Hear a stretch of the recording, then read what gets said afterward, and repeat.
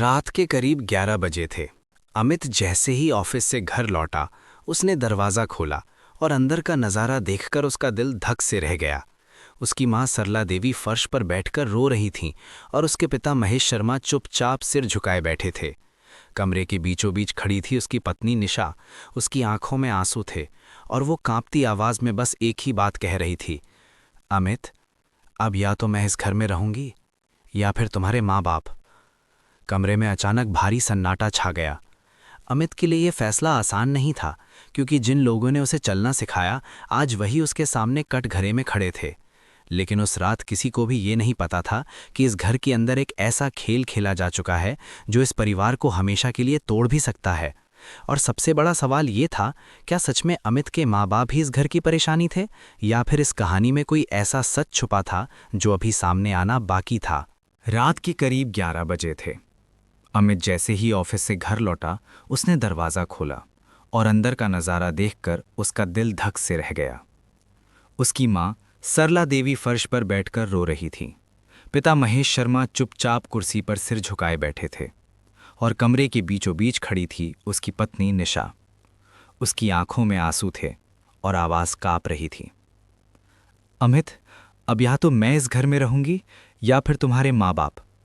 कमरे में अचानक ऐसा सन्नाटा छा गया जैसे किसी ने समय को रोक दिया हो। अमित की समझ में नहीं आया कि आखिर ये सब हुआ कैसे। सुबह तक तो सब ठीक था, फिर अचानक रात को ऐसा क्या हो गया कि बात घर छोड़ने तक पहुंच गई। अमित ने धीरे से पूछा, निशा, हुआ क्या है? निशा ने रोते हुए अपनी आंखें पोंछीं। तुम्हें सच जानना है तो अपनी माँ से पूछ लो। ये सुनते ही अमित का दिल और तेज धड़कने लगा। उसने अपनी माँ की तरफ देखा, लेकिन सरला देवी की आंखों में सिर्फ दर्द था, जवाब नहीं। पिता महेश शर्मा अभी भी चुप थे। कमरे में खामोशी और भारी होती जा रही थी। अमित के मन में एक अजीब सा डर पैदा हो रहा था। उसे लग रहा था जैसे इस घर में कुछ बहुत गलत हो चुका है। तभी निशा ने फिर कहा, अमित, मैं इस घर में रोज रोज की बेइज्जती सहने के लिए नहीं आई थी।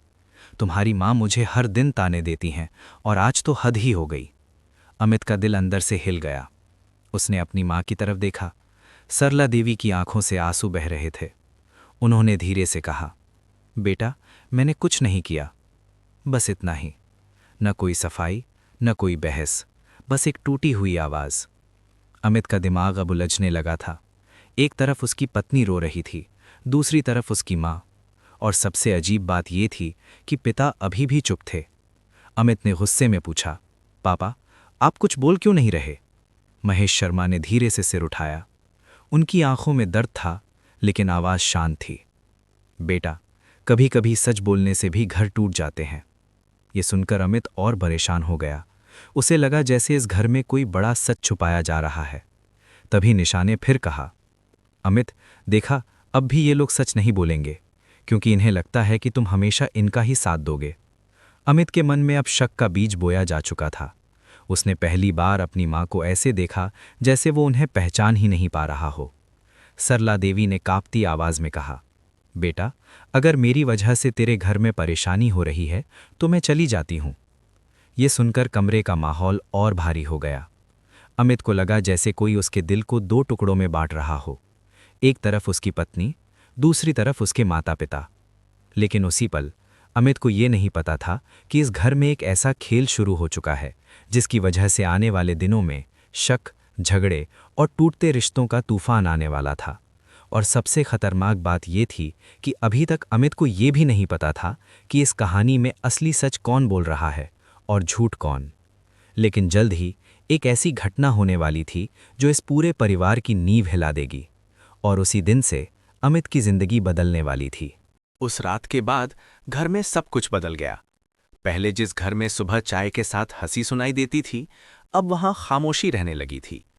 अमित सुबह ऑफिस जाने लगा, लेकिन उसके दिमाग में हमेशा वही सवाल घूमता रहता, क्या सच में माँ ने निशा के साथ कुछ गलत किया? उधर घर में निशा का व्यवहार भी बदल गया था। वो अब पहले की तरह हंसती नहीं थी, ज्यादातर समय चुप रहती या अपने कमरे में रहती। एक दिन सुबह जब अमित ऑफिस जाने वाला था, निशा ने धीरे से कहा, अमित, मैं तुमसे एक बात पूछूं? अमित रुक गया। हाँ, बोलो। निशा ने थोड़ी देर चुप रहकर कहा, अगर किसी दिन तुम्हें पता चले कि तुम्हारे अपने लोग ही तुम्हारी पत्नी को तकलीफ दे रहे हैं तो तुम क्या करोगे? ये सवाल सुनकर अमित का दिल फिर से बेचैन हो गया। उसने कहा, निशा, साफ साफ बताओ क्या हुआ है। लेकिन निशा ने सिर झुका लिया। कुछ नहीं, छोड़ो। और यही बात अमित के मन में और बड़ा शक पैदा कर गई। उसी दिन दोपहर में सरला देवी रसोई में खाना बना रही थी। निशा भी वहीं खड़ी थी।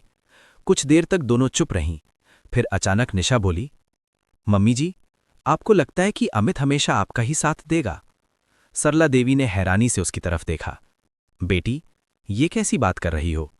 निशा मुस्कुराई, लेकिन उस मुस्कान में अजीब सी ठंडक थी। बस ऐसे ही पूछ रही थी। और वो वहां से चली गई। सरला देवी को उस पल कुछ अजीब सा महसूस हुआ, जैसे कोई तूफान आने वाला हो। शाम को जब अमित ऑफिस से लौटा तो उसने देखा कि घर का माहौल फिर भारी है। निशा चुपचाप सोफे पर बैठी थी। अमित ने पूछा, क्या हुआ? निशा ने धीरे से अपना फोन अमित की तरफ बढ़ा दिया। ये सुनो। फोन में एक ऑडियो रिकॉर्डिंग चल रही थी। उसमें किसी की आवाज थी और वो आवाज सरला देवी जैसी ही लग रही थी। ये लड़की हमारे घर के लायक नहीं है। अमित ने गलती कर दी इससे शादी करके। अमित के हाथ कांप गए। उसने हैरानी से मां की तरफ देखा। मां, आपने ऐसा कहा? सरला देवी पूरी तरह हैरान थी। नहीं बेटा, मैंने ऐसा कुछ नहीं कहा। लेकिन रिकॉर्डिंग साफ थी। कमरे में फिर से सन्नाटा छा गया। महेश शर्मा सब देख रहे थे, लेकिन अभी भी चुप थे। अमित का दिमाग अब पूरी तरह उलझ चुका था। उसने पहली बार अपनी मां पर शक किया। और ये वही पल था जिसका इंतजार शायद कोई और कर रहा था। रात को जब सब अपने कमरे में चले गए, निशा बालकनी में खड़ी थी। उसके हाथ में वही फोन था और उसके चेहरे पर एक हल्की सी मुस्कान थी। तभी फोन बजा। स्क्रीन पर एक नाम चमक रहा था, विक्रम कॉलिंग। निशा ने तुरंत कॉल उठाया। धीरे से बोली, हाँ, सब ठीक चल रहा है। फोन के दूसरी तरफ से आवाज आई, अमित को शक तो नहीं हुआ? निशा हल्का सा हंसी, नहीं, अभी तो वो अपनी ही मां पर शक कर रहा है। कुछ सेकंड की खामोशी रही। फिर विक्रम ने पूछा, और अगला कदम? निशा की आंखों में अजीब चमक थी। बस थोड़ा और इंतजार, फिर ये परिवार खुद ही टूट जाएगा। लेकिन उसी पल कमरे के दरवाजे के पास किसी की हल्की सी आहट हुई। निशा ने मुड़कर देखा, लेकिन वहां कोई नहीं था। उसे लगा शायद उसका वहम होगा, लेकिन उसे ये नहीं पता था कि अभी अभी किसी ने उसकी बातों का एक हिस्सा सुन लिया है। और यही छोटी सी बात बहुत जल्द इस कहानी का सबसे बड़ा तूफान बनने वाली थी। अगली सुबह घर का माहौल फिर भारी था। अमित नाश्ते की टेबल पर बैठा था, लेकिन उसकी भूख जैसे कहीं गायब हो चुकी थी। मां सरला देवी चुपचाप रसोई में काम कर रही थीं और पिता महेश शर्मा अखबार खोले बैठे थे, लेकिन उनकी आंखें अखबार पर नहीं थीं। निशा अपने फोन में व्यस्त थी। घर में 3 लोग बैठे थे, लेकिन तीनों के बीच अब एक दीवार खड़ी हो चुकी थी। अमित के दिमाग में बार बार वही ऑडियो रिकॉर्डिंग घूम रही थी। उसे समझ नहीं आ रहा था कि सच क्या है। तभी अचानक पिता महेश शर्मा ने अखबार बंद किया। उन्होंने धीरे से कहा, अमित, आज ऑफिस से थोड़ा जल्दी आ जाना। अमित ने हैरानी से पूछा, क्यों पापा? महेश शर्मा ने बस इतना कहा, कुछ जरूरी बात करनी है। अमित ने सिर हिला दिया, लेकिन उसके मन में अब एक नया सवाल पैदा हो चुका था। पापा आखिर क्या बताना चाहते हैं? उधर निशा सब कुछ सुन रही थी। उसकी आंखों में एक पल के लिए चिंता की हल्की झलक आई, लेकिन अगले ही पल उसने खुद को संभाल लिया। उस दिन ऑफिस में भी अमित का ध्यान काम में नहीं लग रहा था। शाम होते होते वो जल्दी घर लौट आया। जैसे ही वो घर के अंदर आया, उसने देखा पिता महेश शर्मा ड्राइंग रूम में बैठे उसका इंतजार कर रहे थे। अमित उनके सामने बैठ गया। पापा, क्या बात है? महेश शर्मा ने कुछ सेकंड तक अमित को देखा, फिर धीरे से बोले, बेटा, कभी कभी जो दिखता है वो सच नहीं होता। अमित चौंक गया। आप क्या कहना चाहते हैं? महेश शर्मा ने जेब से अपना फोन निकाला। उन्होंने एक छोटा सा वीडियो चलाया। वीडियो देखकर अमित की आंखें फैल गईं। वो वीडियो घर के ड्राइंग रूम के एक कोने का था, शायद किसी पुराने सीसीटीवी कैमरे का। वीडियो में निशा फोन पर बात कर रही थी और वो कह रही थी, अभी तो बस शुरुआत है, जल्द ही अमित अपने ही माँ बाप से नफरत करने लगेगा। अमित के हाथ कांपने लगे। ये कब का है? महेश शर्मा बोले, 2 दिन पहले का। अमित के दिमाग में जैसे बिजली गिर गई। उसे पहली बार लगा कि शायद उसके साथ कोई खेल खेला जा रहा है, लेकिन उसी पल पीछे से किसी की आवाज आई, तो आप दोनों छुपकर मेरी जासूसी कर रहे हैं? अमित और महेश शर्मा ने मुड़कर देखा। दरवाजे पर निशा खड़ी थी। उसकी आंखों में गुस्सा था। वो तेज कदमों से अंदर आई। बहुत अच्छा, मुझे ही गलत साबित करने की तैयारी हो रही है। अमित घबरा गया।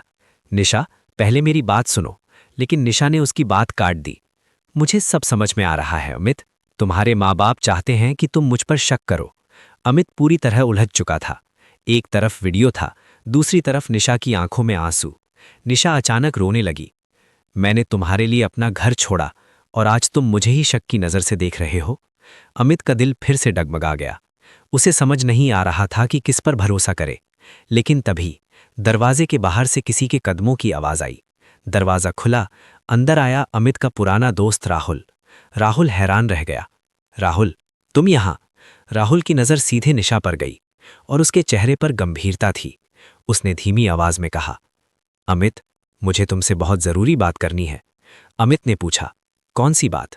राहुल ने गहरी सांस ली और कहा, ये बात तुम्हारी पत्नी से जुड़ी है।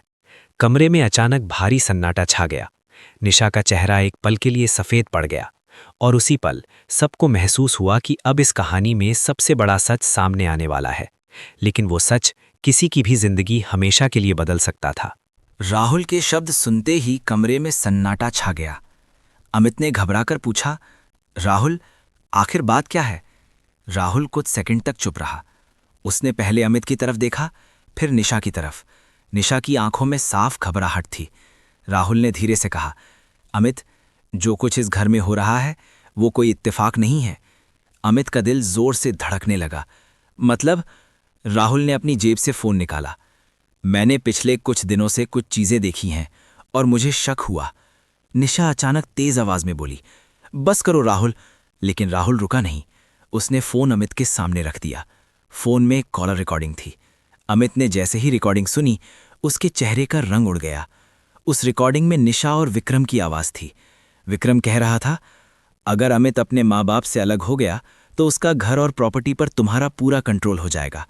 और निशा हंसते हुए बोली, बस थोड़ा और समय, फिर वो खुद अपने माँ बाप को घर से निकाल देगा। अमित के हाथ कांपने लगे।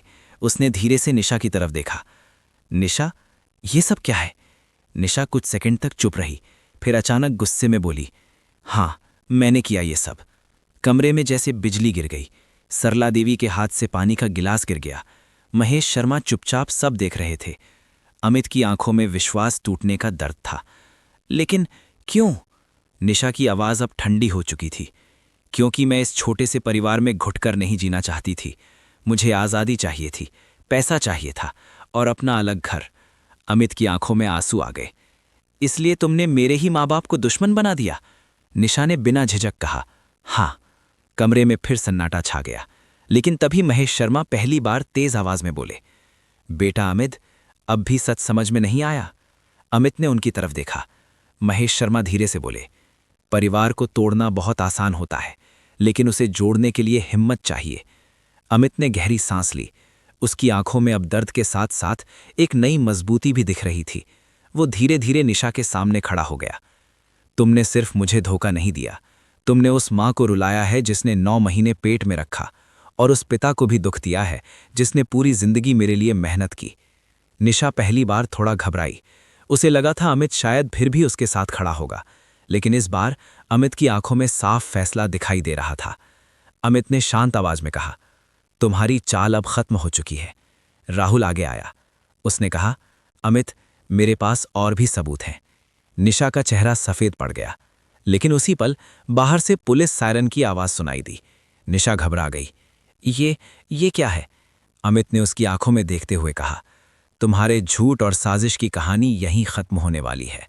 दरवाजे की घंटी बजी और उसी पल सबको महसूस हुआ, अब इस कहानी का अंत बहुत करीब है। लेकिन वो अंत सिर्फ एक कहानी का नहीं, बल्कि एक टूटते हुए परिवार को फिर से जोड़ने की शुरुआत भी बनने वाला था। दरवाजे की घंटी लगातार बज रही थी। घर के अंदर हर किसी की सांस जैसे रुक गई थी। अमित धीरे धीरे दरवाजे की तरफ बढ़ा और जैसे ही उसने दरवाजा खोला, बाहर 2 पुलिस अधिकारी खड़े थे। क्या आप अमित शर्मा हैं? अमित ने शांत आवाज में कहा। जी। पुलिस अधिकारी बोले, हमें शिकायत मिली है कि इस घर में साजिश और धोखाधड़ी का मामला है। कमरे के अंदर खड़ी निशा का चेहरा एकदम सफ़ेद पड़ गया। वो घबराकर बोली, अमित, तुमने पुलिस बुला ली? अमित ने उसकी आंखों में देखते हुए कहा, मैंने नहीं, तुम्हारी सच ने बुला ली। पुलिस अंदर आई। राहुल ने अपना फ़ोन पुलिस अधिकारी को दिया। सर, इसमें सारी रिकॉर्डिंग और सबूत हैं। पुलिस अधिकारी ने रिकॉर्डिंग सुनी। कमरे में गहरी खामोशी थी। कुछ पल बाद उन्होंने निशा की तरफ देखा। मैडम, हमें आपके साथ थाने चलना होगा। निशा का गुस्सा अब डर में बदल चुका था। ये सब झूठ है, लेकिन इस बार उसकी आवाज़ में वो भरोसा नहीं था जो पहले था। अमित ने शांत स्वर में कहा, झूठ की उम्र ज़्यादा लंबी नहीं होती। निशा की आंखों में पहली बार पछतावे की हल्की झलक आई, लेकिन अब बहुत देर हो चुकी थी। पुलिस उसे लेकर बाहर जाने लगी। जाते जाते निशा ने आखिरी बार अमित की तरफ देखा, लेकिन इस बार अमित की आंखों में कोई कमजोरी नहीं थी, सिर्फ एक ठंडा सा सच था। गलत करने वाले को सजा मिलनी ही चाहिए। दरवाज़ा बंद हो गया। घर में एक लंबी खामोशी फैल गई। सरला देवी की आंखों से आंसू बह रहे थे। अमित धीरे धीरे उनके पास गया और पहली बार उसने माँ के सामने सिर झुका दिया। माँ, मुझे माफ़ कर दो। सरला देवी ने तुरंत उसे गले लगा लिया। बेटा, माँ अपने बच्चों से कभी नाराज़ नहीं होती। महेश शर्मा भी पास आ गए। उन्होंने अमित के कंधे पर हाथ रखा। आज तूने साबित कर दिया कि तू सिर्फ अच्छा बेटा ही नहीं, बल्कि एक समझदार इंसान भी है। अमित की आंखों में आंसू थे। पापा, मैं आप लोगों को खोने वाला था। महेश शर्मा मुस्कुराए। परिवार कभी इतना कमज़ोर नहीं होता बेटा कि किसी की चाल से टूट जाए। कमरे का माहौल धीरे धीरे हल्का होने लगा। राहुल भी मुस्कुरा रहा था। अमित ने उसकी तरफ देखा। अगर तू सही समय पर सच नहीं बताता तो शायद आज सब कुछ खत्म हो जाता। राहुल ने हंसते हुए कहा, दोस्ती का मतलब ही यही होता है। उस रात बहुत दिनों बाद उस घर में शांति वापस आई। रसोई से चाय की खुशबू आने लगी। सरला देवी चाय बना रही थीं और अमित उनके पास खड़ा मुस्कुरा रहा था। महेश शर्मा अखबार पढ़ रहे थे, लेकिन इस बार उनके चेहरे पर संतोष था। अमित ने मन ही मन सोचा, परिवार को तोड़ना आसान है, लेकिन उसे बचाने के लिए सच का साथ देना जरूरी होता है। और उसी दिन अमित ने एक बात हमेशा के लिए सीख ली, अगर कोई इंसान आपको आपके ही परिवार से दूर करने की कोशिश करे तो सबसे पहले सच को परखना चाहिए, क्योंकि कई बार सबसे बड़ा दुश्मन वही होता है जिस पर हम सबसे ज़्यादा भरोसा करते हैं। लेकिन सच चाहे कितना भी छुपाया जाए, एक दिन सामने ज़रूर आता है और उस दिन परिवार की जीत होती है। अगर आपको ये कहानी पसंद आई तो वीडियो को लाइक ज़रूर करें। ऐसी ही सच्चाई से भरी इमोशनल और सस्पेंसफुल कहानियाँ देखने के लिए चैनल को सब्सक्राइब करें और कमेंट में ज़रूर बताइए, अगर आप अमित की जगह होते तो क्या करते। वीडियो को अपने दोस्तों और परिवार के साथ शेयर करना मत भूलिए, क्योंकि कभी-कभी एक कहानी किसी का परिवार टूटने से बचा सकती है।